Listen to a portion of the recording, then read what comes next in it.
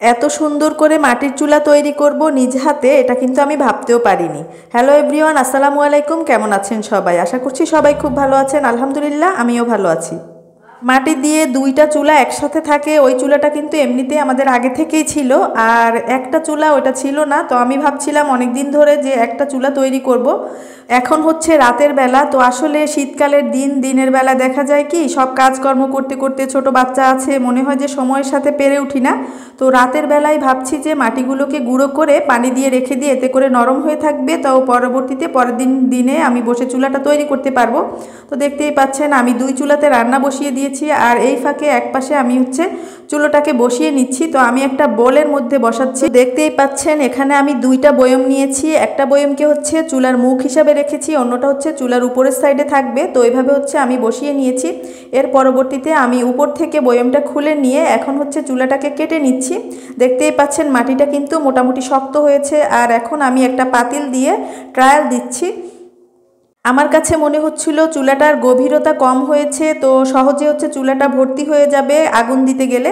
তো এজন্য আমি উপর থেকে কিন্তু আবারও কিছু মাটি দিয়ে উঁচু করে নেব, এতে করে চুলার গভীরতাটাও বাড়বে। আর দেখতেই পাচ্ছেন আমি খুব সুন্দর করে চুলাটাকে কেটে নেওয়ার চেষ্টা করছি। আসলে আমি মনের মাধুরী দিয়ে চুলাটা তৈরি করতে চাচ্ছিলাম, আর ভাবছিলাম যে এই চুলোতে হচ্ছে ভিডিও করব বা রান্নাবান্না টুকিটাকি করলে তখন হচ্ছে আপনাদের সাথে শেয়ার করতে পারবো। তো সেজন্যই হচ্ছে আমি ধীরে সুস্থে চুলাটাকে কাটছিলাম। আর দেখতেই পাচ্ছেন আমি খুব সহজে চুলার যে মুখ থেকে বয়মটাকে বের করে নিয়েছি।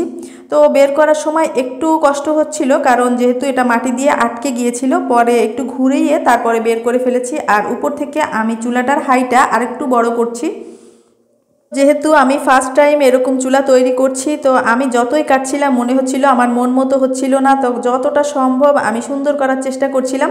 তো ফাইনালি চুলাটা তৈরি করার পরে সবাই বলছিল যে বাজারে যে সিমেন্টের চুলা পাওয়া যায় ওগুলোর মতোই নাকি হয়েছে। তো আপনারাও একটু ধৈর্য সহকারে আমার চুলাটা দেখেন আর বলেন যে কেমন হয়েছে। চাইলে কিন্তু আমাকে কমেন্টস করে জানাতে পারেন, এতে করে আমার কাছেও ভালো লাগবে।